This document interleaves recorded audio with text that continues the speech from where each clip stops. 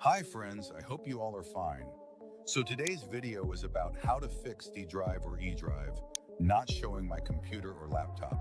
Let's get started.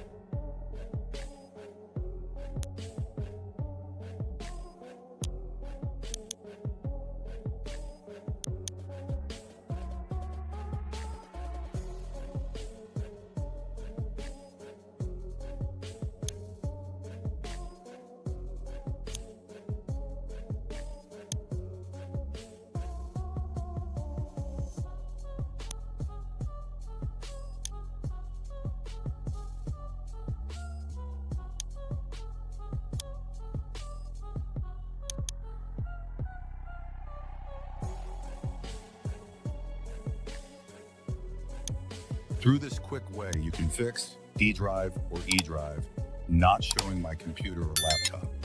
Thanks for watching.